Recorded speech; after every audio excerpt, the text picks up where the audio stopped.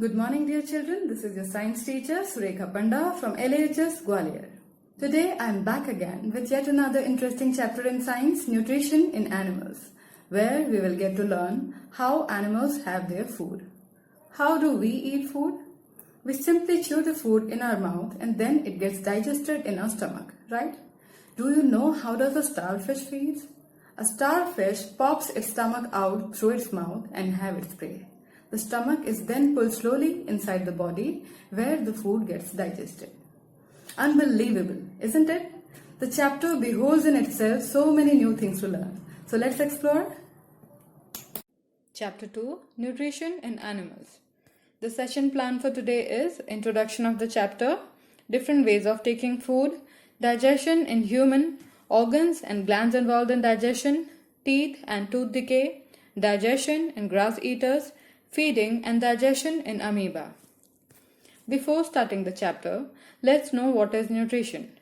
Nutrition is the process of taking in food by an organism and its utilization by the body.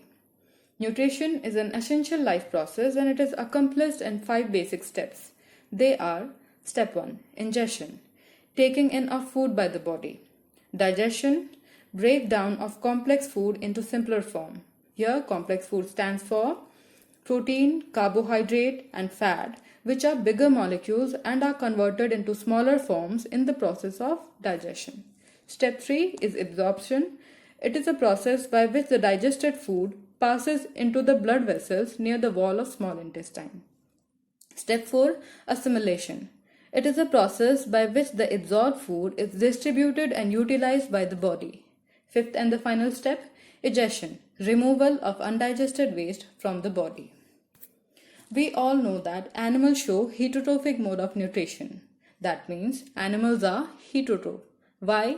Because they cannot prepare their own food and depend on plants and other animals for food. For example, goat, fox, lion, vulture, etc. as shown in the picture. Up next, different ways of taking food, which is also called as ingestion. Picture 1 shows a butterfly siphoning nectar from flower. Picture 2 shows a snake swallowing its prey.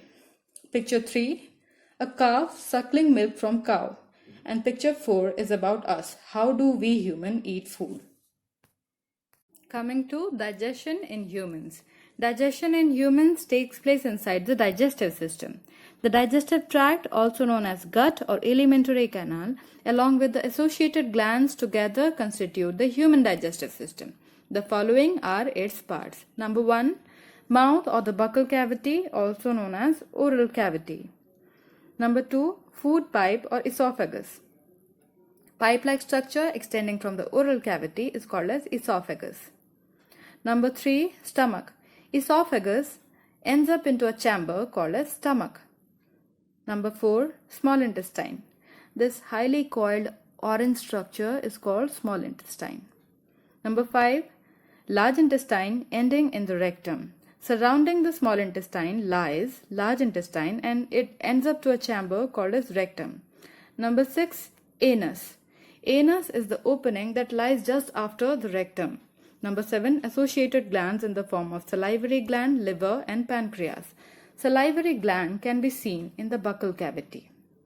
And this reddish brown structure is called liver. Liver is the largest gland of our body. Pancreas lies just below the stomach. So these were the organs and glands associated with digestion in humans. Now let's know about their functions.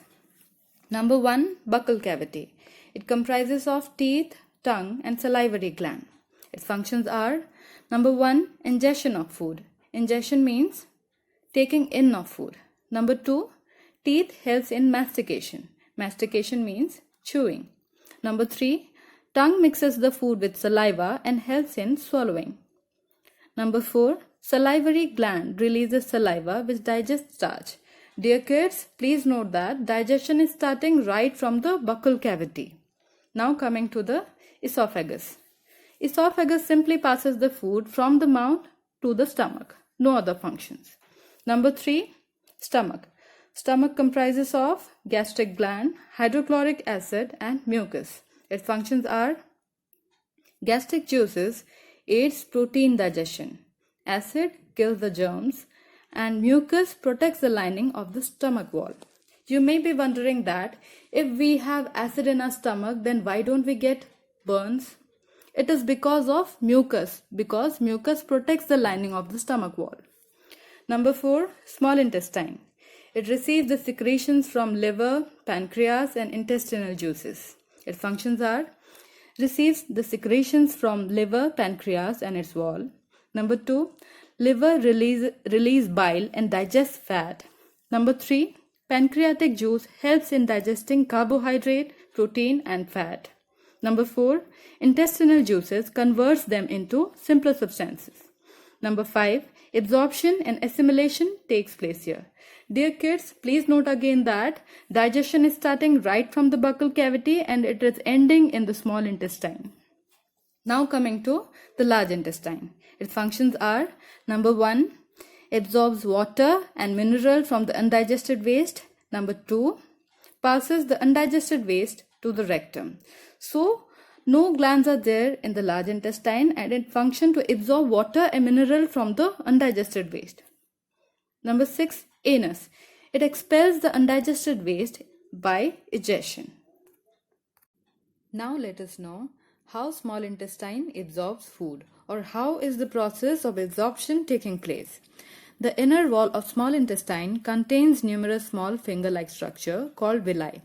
Picture 1 shows microscopic view of intestinal villi. They increase the surface area of small intestine, thereby increasing absorption. The digested food gets into the blood vessels through villi and then reaches the whole body. Picture 2 shows how villi are richly supplied with blood vessels. The absorbed food passes into these blood vessels and is distributed throughout the body, and in this way, absorption is taking place.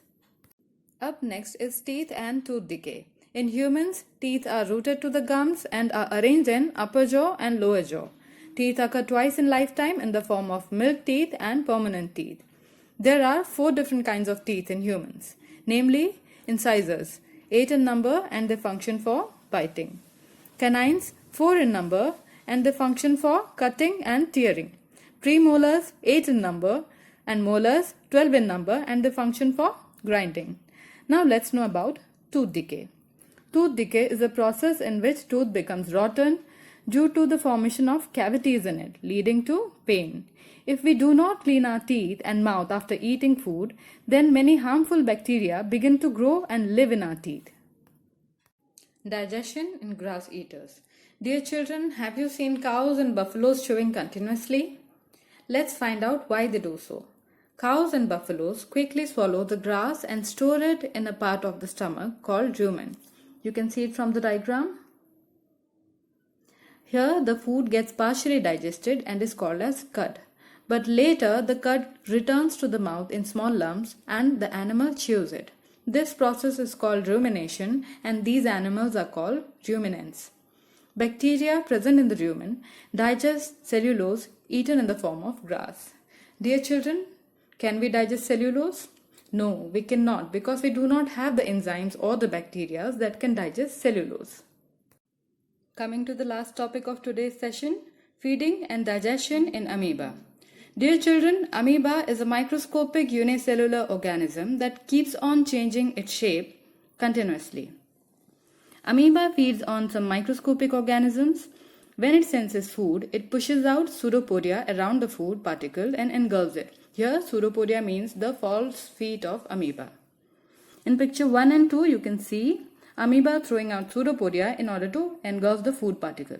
That means ingestion is going on here. The food becomes trapped in a food vacuole. Digested juices are secreted into the food vacuole. They act on the food and break it down into simpler substances. Here in picture 3, you can see food vacuole is formed. The circle here is the food vacuole and digestion is going on. Similarly, in the 4th picture, absorption is going on. Gradually, the digested food is absorbed. The undigested residue of the food is expelled out by vacuole. In the 5th picture, you can see assimilation going on, and in the 6th picture, undigested residue is thrown out of the cell. That means egestion is going on. In this way, the entire process of nutrition, starting from ingestion, digestion, absorption, assimilation, and egestion, is going out in a single cell in amoeba. With this, I complete my chapter. Hope you like it. Thank you.